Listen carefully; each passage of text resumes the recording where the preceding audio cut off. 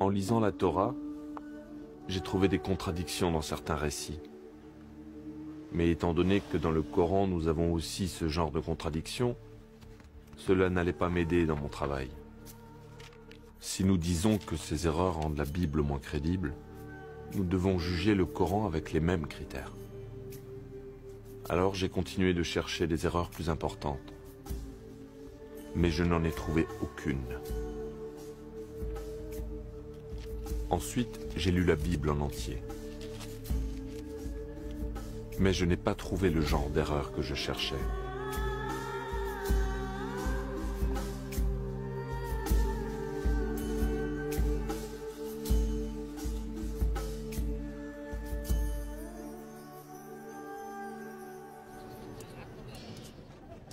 Il n'y a pas un seul verset dans le livre des chrétiens qui mentionne la venue du prophète Mohammed ou Ahmed. Je t'ai apporté quelque chose. Je crois que c'est ce qu'il te faut. Tiens. Démontrer la vérité. Dans ces livres, il est fait référence à 26 passages des livres religieux dans lesquels est mentionné le nom du prophète Mohammed. Salut et bénédiction sur lui. Salut et bénédiction sur lui. Ces références apparaissent dans la Torah et les évangiles. Dommage que je les ai pas eus avant. C'était mieux ainsi. Je voulais que tu lises d'abord la Bible en entier. De cette façon, tu la connais et tu peux en discuter. Quand tu publieras tes conclusions, tu seras capable de les expliquer. Khalil, mon fils, ce livre que tu es en train d'écrire n'a rien à voir avec tous les autres livres. On n'a jamais écrit de manière aussi directe sur ce sujet. Si Allah le veut, nous aurons de bons résultats. Si Allah le veut, j'ai pleine confiance en lui. Il nous aidera.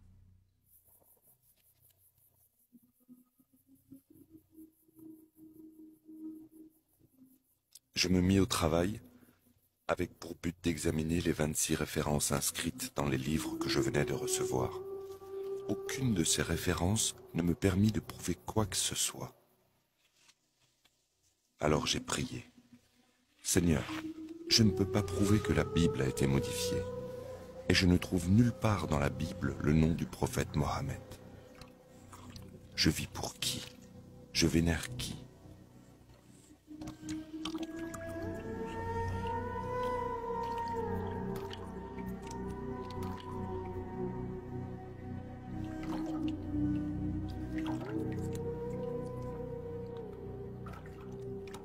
Et j'ai pensé, si la Bible est le vrai livre de Dieu, alors quel est l'avenir du Coran? Ces livres ne peuvent pas dire la vérité tous les deux, puisque leurs enseignements vont dans des directions différentes. J'ai donc commencé à écrire un protocole de recherche que j'ai intitulé « Le Coran est-il la parole de Dieu ?» À la fin, j'avais écrit entre 200 et 300 pages. Un jour, l'émir me fit une visite surprise. Je vous prie d'attendre Khalil ici. Il va être de retour dans un instant. Je vous remercie.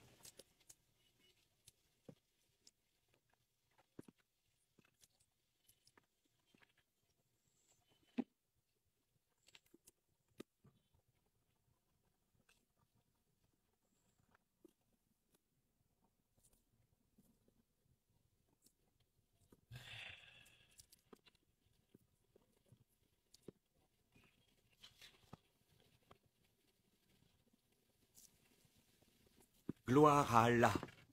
Il a enfin commencé l'écriture du livre.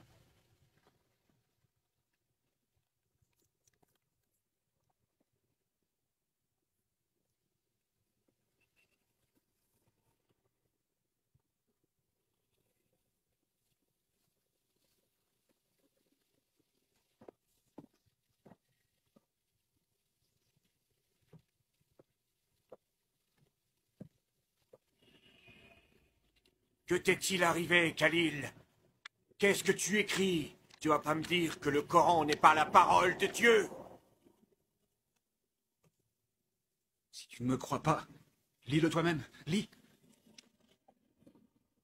Tu ne crois même pas que mes conclusions me rendent heureux? Plusieurs fois, je t'ai dit de donner ce travail à un autre homme que moi. Chaque fois, tu m'as dit que Allah m'avait choisi. C'est toi le responsable. Tu es le seul à blâmer. Nous t'avons donné beaucoup d'argent, afin que tu dévoiles tous les mensonges des chrétiens, les infidèles. Non, non, non, non. Tu as dit que je devais trouver des preuves en lisant leurs livres. Et je n'ai lu que la vérité. Et ce n'est pas tout. Le Coran lui-même le dit. Aïssa ou le Messie, c'est Dieu. Tais-toi! Tais-toi! Je t'interdis de dire un mot de plus. C'est ignoble. Le Coran dit aussi Aïssa parle Infidèle! en parabole. Infidèle! Il reviendra sur des nuages. Il sera le juge de tous. Tais-toi! La sourate de Al-Maïda dit Aïssa a le pouvoir de créer toutes choses. Tais-toi! La sourate de Ali Imran dit qu'Aïssa a le Tais-toi! pouvoir de guérir les malades et de ressusciter les Infidèle! morts. Aïssa reviendra sur les nuages. Et il jugera les nations le dernier Je jour. vais te tuer, infidèle! Tout est écrit dans le Coran. Je vais te tuer!